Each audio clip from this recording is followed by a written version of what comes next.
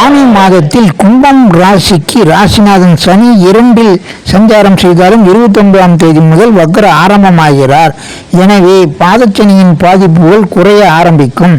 மேலும் உங்களுக்கு யோகம் தரும் வரையில் 5ஆம் வீட்டதிபதி 5இல் அமர்ந்து குரு சூரியனுடன் தொடர்பு கொள்வது சிவராஜ யோகம் புதாத்திய யோக அமைப்புகளை தரும் அமைப்பாகும். எனவே இந்த வகையில் உங்களுக்கு புத்திர வகையில் மேன்மைகளும் அனுகூலமும் சிறப்பாக இருக்கும்.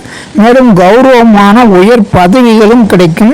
அதே நேரத்தில் உங்களுக்கு குரு தன லாபாதியாவதால் தன லாபங்கள் சிறப்பாக இருக்கும். எனவே தொழில் ரீதியில் நீங்கள் நல்ல முயற்சிகள் செய்து உயர்தர பொருளாதார முன்னேற்றத்தை சம்பாத்தியத்தை அடைய முடியும். மேலும் ஒரு உயர்தரமான அந்தஸ்து கௌரவம் பரிசு பாராட்டுகளும் வரும் மாதமாக இந்த மாதம் இருக்கும். திருமண வாழ்க்கையில் இருந்த பிரச்சனைகளும் ஓரளவுக்கு தீர்வுக்கு வரும் மாதமாக இந்த மாதம் முதல் ஆரம்பமாகும். நண்பர்கள் கூட்டாளி வகையில் உங்களுக்கு அனுகூலம் கிடைக்கும். மேலும் சுக்கிரனின் சஞ்சாரம் சிறப்பாக உள்ளது. அவர் 4-9 ராஜயோகராகியால் இந்த மாதத்தில் 3-4ஆம் வீடுகளை சஞ்சரித்து 4-9ஆம் வீடுகளோடு தொடர்பு கொள்வதால் உங்களுக்கு வீடு வாகனம் நிலபல வசதிகள் சுகபோக வசதிகள் சிறப்பாக கிடைக்கும். அதேபோல் பாக்கியங்கள் அனைத்தும் ஓரளவுக்கு உங்களுக்கு சிறப்பாக இந்த மாதத்தில் கிடைத்திடும்.